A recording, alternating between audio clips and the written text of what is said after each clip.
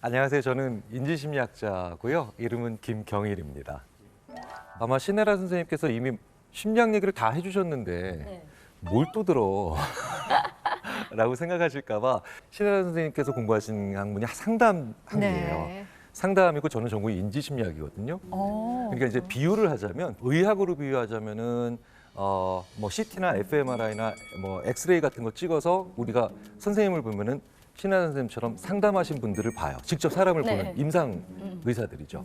그런데 저희는 그 엑스레이 만드는 사람, CT 만드는 사람, fMRI 만드는 사람이고, 그래서 이미 마음은 다 신혜라 선생님이 다 얘기하셨어요. 그리고 저희 인지심리학자들은 마음에 관심이 없습니다. 왜 그렇게 됐느냐? 저희는 몸, 바디, 하드웨어, 소프트웨어는 다 말씀을 하셨으니까 저는 오늘 하드웨어 중심으로 말씀을 드리도록 해보겠습니다. 자, 여기에 두 장의 뇌 사진이 있습니다. 왼쪽이 뭐냐면 실연당한 거예요. 그러니까 사랑하는 연인과 헤어진 거죠. 그러니까 사람과 이별해서 생긴 상처 때문에 힘든 거고요. 오른쪽에 있는 뇌가 교통사고를 당한 분의 뇌입니다. 자, 그럼 교통사고를 당했다는 건 내 살과 뼈에 상처가 생기고 그러니까 물리적인 실제로 육체적 상해가 있다는 뜻이죠. 사람 때문에 힘든 게 맞은 거나 칼에 찔린 거나 골절 이상이랑 크게 다르지 않다는 얘기예요. 가족하고 크게 싸우고 나면 나 상처받았어. 이렇게 얘기하잖아요. 진짜 그게 상처네요. 육체적으로도 그게 데미지가 오는 거죠. 어쩔 땐 더 아플 것 같아요. 코로나19 때문에 일어나고 있는 이 가족 간의 어려움, 똘똘 뭉쳐서 돌봐줘도 모자를 파네. 우리가 서로에게 상처를 주고 있으니, 서로에게 상처가 있으니 이건 전 지구적 위기죠. 전 지구적 위기죠. 이게 진화적으로 보면 인간이라고 하는 하나의 생명체가 속해 있는 종의 문제가 될 수도 있다는 거예요. 그럼에도 불구하고 이 가족들은 도대체 왜 이렇게 싸울까요? 그러게요. 꼭 후회되는 행동들을 이렇게 한다. 그러면 영상을 하나 보시죠. 네.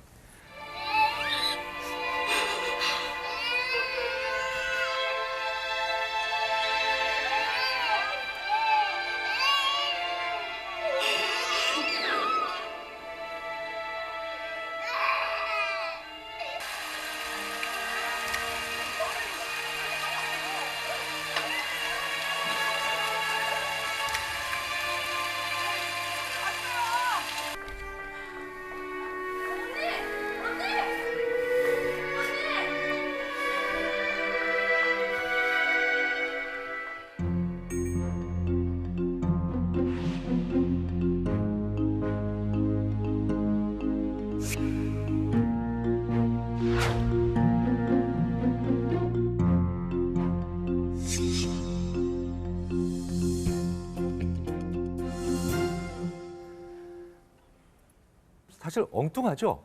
엉뚱하게도 악력계. 그러니까 얼마나 좀 힘을 쓰고 있느냐. 원래 울음을 참으신 분들이 더 세게 지실 것 같은데. 참느라고.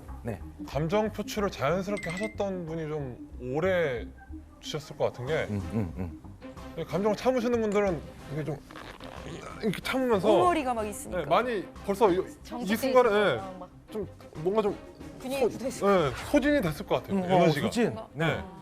아마 하승진 씨가 이런 중계방송 많이 보셨을 거예요. 이제 농구도 그렇고 축구도 그렇고 이런 얘기 많이 하거든요. 전반전에 우리나라 선수들이 막 열심히 경기를 했습니다. 그러면 해설하시는 분들이 대부분 이러세요. 자, 우리 선수들이 이제 체력은 바닥났으니 후반전에 뭘로 싸우려고 정신력.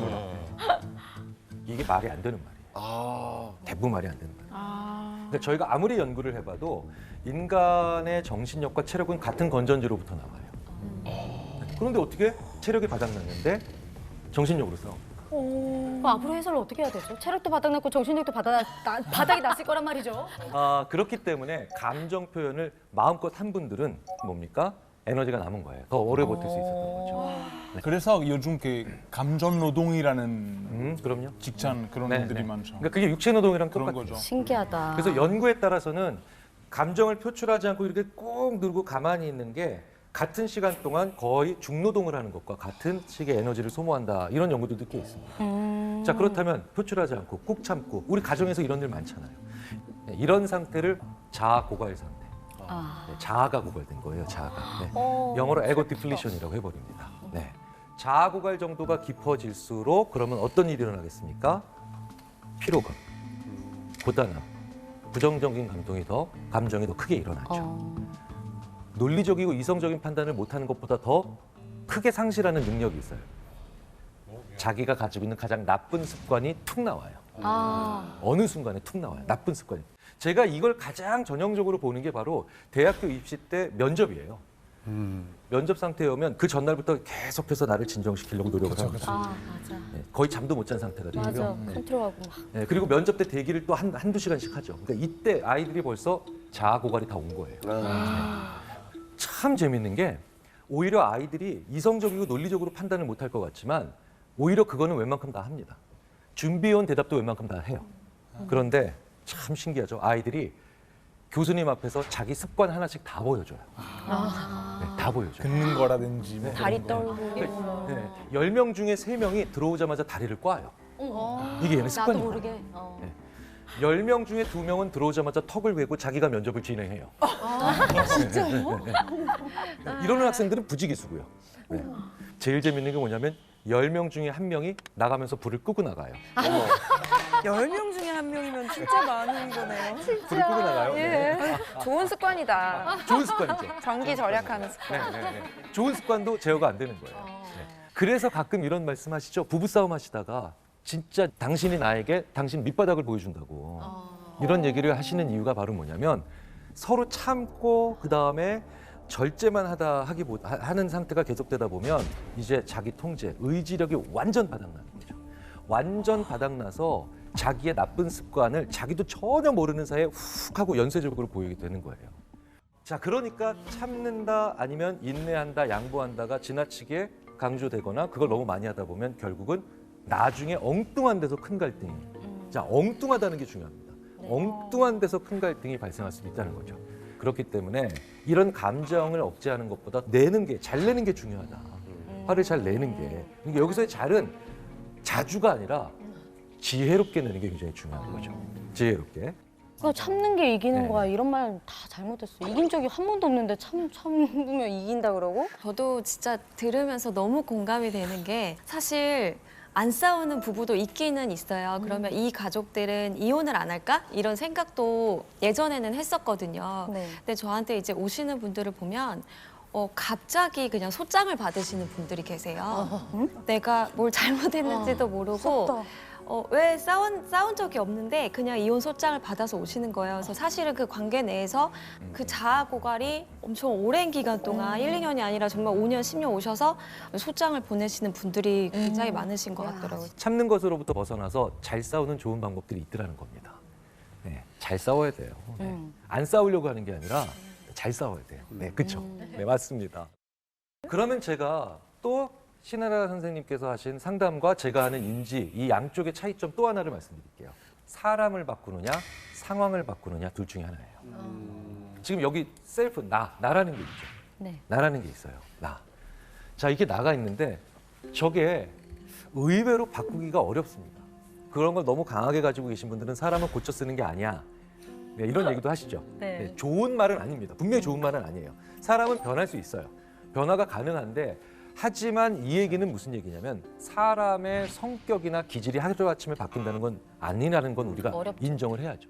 안 바뀝니다. 네, 안 바뀌어요. 네, 안 바뀌죠. 네. 차인표 씨 안 바뀌시잖아요. 안 바뀌시죠. 나는 안 바뀌죠.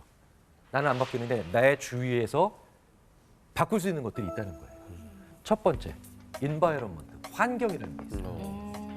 두 번째, 상황, situation이라고 하죠. 그런 게 있어요. 그 다음에 state, 상태라는 게 있어요. 자, 쉽게 말씀드릴게요. 지금 환경은 코로나19 환경이죠. 네. 네, 정말 나를 둘러싸고 있는 굉장히 큰 환경적 요소들이 있다라고 할 때 우리는 코로나19 같은 걸 예를 들 수 있잖아요. 그런데 지금 댁에서 머무시는 그 주거 공간보다 이 스튜디오의 공간의 천장의 높이가 내가 살고 있는 집보다 높은가요, 낮은가요? 높죠. 당연히 높죠. 네. 이런 게 상황이에요. 이런 공간 같은 내가 거 있는 상황. 아. 자, 그러면 최 변호사님 지금 온도 어떠세요? 약간 추운 약간 것 춥죠. 네, 약간 춥죠. 그러면은 약간 추우니까 내가 사람이 추우면요 기본적으로 좀 더 객관적으로 변합니다. 아. 그리고 날씨가 좀 더 더워지면 여유로워져. 모든 게 다. 좀 오늘 뭐 해볼까? 막 이런 식으로 조금 더 이렇게 폭이 넓은 생각으로 가기도 하죠. 그래서 아예 전반적으로 날씨가 추운 북유럽은 철학이 발달돼 있고 맞아. 네, 남유럽은 예술이 발달돼 있고 문학이 맞아, 발달돼 맞아. 있잖아요. 아, 진짜 네. 그래요. 그러니까 이런 게 바로 뭐냐? 상황에 좀 더 민감한 부분들이 있고 그걸로 나의 내적 상태가 바뀌는 거예요. 스테이트. 네, 상태죠. 질문이 있는데요. 저 상태가 내적 상태예요? 그렇죠. 근데 상황에 민감하죠. 지금 혹시 배고프신 분 한번 손 들어주십시오. 배고프신 분. 네. 자, 두 분. 네. 지금 나 배 하나도 안 고프다. 난 사실 약간 오히려 포만감 느낀다. 혹시 계세요? 많이 먹고 왔어. 아, 많이 드셨어요? 네. 이런 게 상태가 다른 거예요. 코로나 같은 팬데믹을 우리가 바꿀 수가 없잖아요. 지금 말씀하신 뭐 나의 배고픔 상태 그 정도는 바꿀 수 있지만 환경을 우리가 어떻게 바꾸죠? 2008년 미국의 금융위기가 닥쳤을 때 이혼율이 급증합니다. 실제로. 2008년 기억나시죠? 외환위기 네네. 기억나실 겁니다. 그래서 이에 대해서 노벨 경제학상 수상자인 게리 베커 시카고대 교수가 이렇게 얘기를 합니다. 경기 침체와 이혼은 마치 마차와 말의 관계와 같다. 네, 그만큼 떼기 힘들다는 거죠. 그래서 그 경기 침체가 스트레스의 원인이 돼서 부부 관계까지 흔들리게 된다. 이거는 사실은 예전에 우리나라에서도 관찰이 됐었죠. IMF 때. IMF. 네, 많이 관찰이 됐었는데 그런데 제가 금융위기를 막아보겠습니다. 이렇게 얘기할 수 있는 건 아니죠. 네. 하지만 이런 상황을 하기 위해서 이 상황 변수를 이용해 보라고 말씀을 드리고 싶어요. 상황 뭐라고요? 상황 변수. 상황 변수요? 네. 환경과 상황과 상태에서 제일 약한 게 오히려 환경이에요. 그래요? 코로나19 같은 환경이 더 약해요. 멀리 있는 네. 건가 나보다. 환경이 제일 거대해 보이죠? 그렇죠? 그다음에 상황, 이런 공간 같은 상황이 좀 더 작은 개념이죠?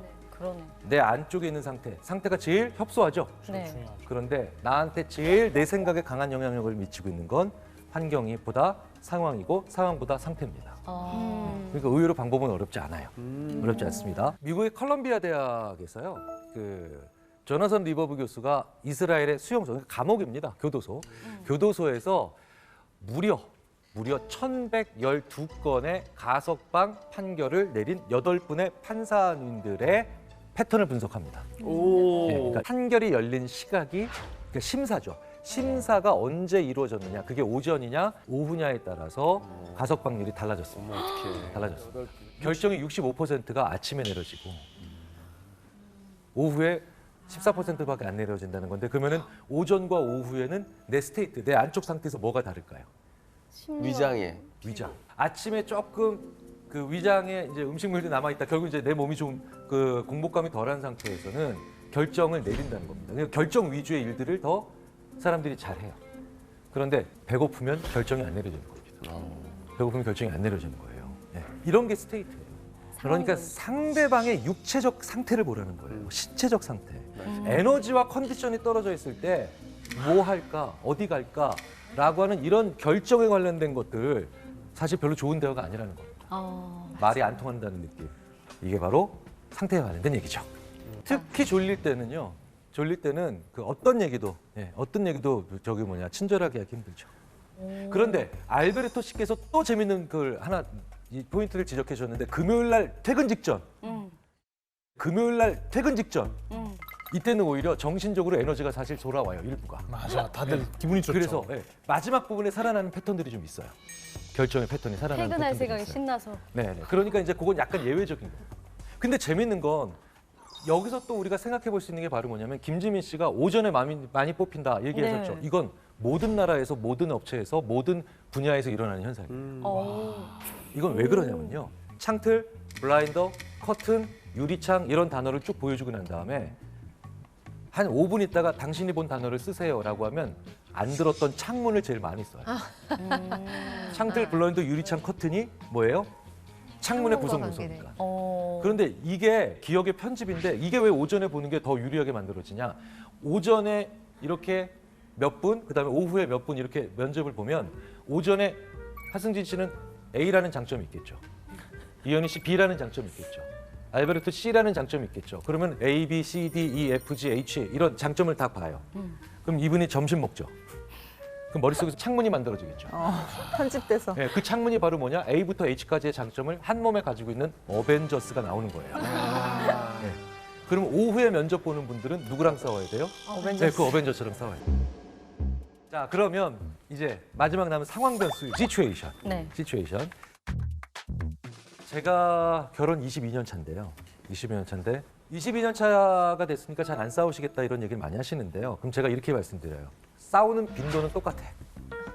정말 싸우는 횟수는 거의 안 줄어든 것 같아요.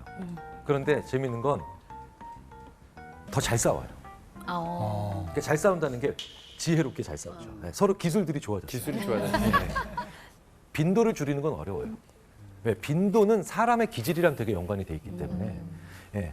그러니까 절대로 싸움의 빈도가 줄어든다고 생각하지 마십시오. 여전히 똑같이 삐지고 똑같이 맞득지 않고 똑같이 빈정상합니다. 화를 내는 크기를 잘 조절한다는 뜻이에요. 그게 상황의 힘을 잘 빌리면 그게 가능해집니다. 제가 실제로 경험한 건데 막 둘이서 진짜 엄청 싸웠어요. 싸우고 있는데 막 그래서 이제 폭풍 전야야, 아니, 전야가 아니라 폭풍이 오고 있어. 근데 여기서 올라가면 이제 드디어 이제 허리케인으로 가는 거예요. 네. 그래서 이제 그런 말이 나오기 직전인데 갑자기 불이 꺼졌어. 정전이 됐어. 상황. 정전이 되니까 순간적으로 사람들이 보이는 행동이 뭡니까? 양초 어디 있지?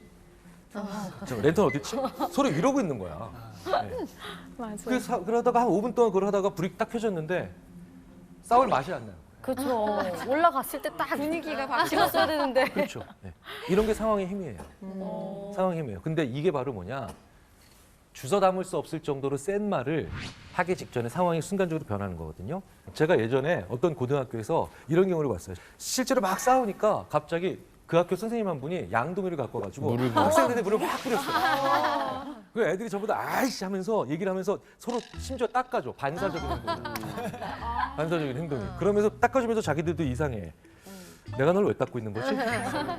자, 이런 식의 상황을 살짝 바꾸는 게 필요한데 그러면 매일매일 전력공사에 전화해서 정전하게 해달라고 할 수는 없잖아요. 그렇죠? 그럼 뭡니까? 그 불이 꺼지는 것처럼 순간적인 상황의 이동, 도망가는 거예요. 어떻게 도망가나요? 나가서 산책을 해. 그렇죠. 내 두 다리로 도망가는 거예요. 네. 걷는 게 상황을 바꾸는데 또 엄청나게 중요해요. 걸어야 돼요. 왜냐? 우리 발꿈치가 걸을 때 어쨌든 발이 닿잖아요, 땅에. 땅에 닿는데 우리 뇌에서 아까 신하선 선생님도 말씀하셨지만 편도체, 아미그달라, 편도체가 불안, 화, 우울, 뭐든 안 좋은 걸 만들어내는 감정이에요. 그런데 걸으면 편도체가 약해져요. 진짜? 활동을 못하게 돼 있어요. 정말. 그런데 편도체 옆에 해마라는 동네가 있어요. 맞아. 히포캠퍼스. 그 해마는 편도체를 보고 있다가 편도체가 힘이 약해지면 그럼 내가 활동해야 될 땐가? 라고 생각을 해요. 그래서 이걸 기량작용이라 그래요. 의학적으로 기량이 뭐냐면 얘가 올라가면 얘가 내려가고 얘가 올라가면 얘가 약해지는 거예요. 그러니까 예전에 스리랑 부부 생각하시면 돼요. 읍맥이 죽어 읍맥이 살아. 너무 옛날인가요? 죄송합니다. 자, 그래서 걸으면 편도체가 약화되면서 불안과 분노와 우울과 화 같은 건 줄어들지만 걔를 보고 있는 해마는 올라가거든요. 활동을 시작하거든요. 그런데 해마가 무엇을 담당하느냐? 새로운 생각. 기분 전환. 이런 걸 만들어내요. 밖에 나가서 걸으시는 거예요. 그걸 리프레시라고 하죠. 저희가 이탈리아에서 자주 쓰는 말 중에 솔비투르 암불란도라는 라틴어인데 뭐라고? 걸으면 해결이 된다. 네. 그런 말이 있어요. 네, 맞아요. 옛날에 아마 아우구스티누스 말했던 건데 와 진짜 말씀하시는 거 들어보니까 와, 그래서 진짜 유럽에는 도심 소요 학파라는 것도 있어요. 소요가 한일 없이 걷는다 이런 뜻이죠. 그러니까 도심 소요 학파가 뭐냐면 도심을 그냥 걷는 거예요. 무목적적으로. 무목적적으로. 예. 걷기 명상도 있잖아요. 그렇죠. 네. 두 발로 사유하는 철학. 그게 심리학에서 걷기를 그렇게 부릅니다. 자, 마지막으로 이제 한 가지 사진을 보여드리고 싶어요. 이스라엘에서 코로나19 확진자가 급격히 늘면서 가족과도 격리된 분들이 많아졌죠. 문제는 그분들이 체감하시는 상실감이 예상보다 굉장히 컸다라는 겁니다. 그래서 나온 대안인데요. 네. 나무를 나무 껴안고 하나 있는. 쓰는 거. 네. 가족을 보고 싶어서 네. 이런 가족에 대한 그리움을 나무를 껴안으면서 이렇게 달래는 거거든요. 그만큼 가족이 주는 심리적인 안정감, 따뜻한 온기는 그만큼 어떤 것으로 대체할 수는 없겠지만 어쨌든 그게 우리가 안아주는 그런 행위를 통해서 가능하더라는 거죠. 자, 오늘 방송을 보신 여러분, 나무 대신 우리 가족을 한번 안아주시는, 그것도 힘껏 안아주시는 그런 따뜻한 공감을 그리고 교감을 한번 해보시는 건 어떨까 싶습니다.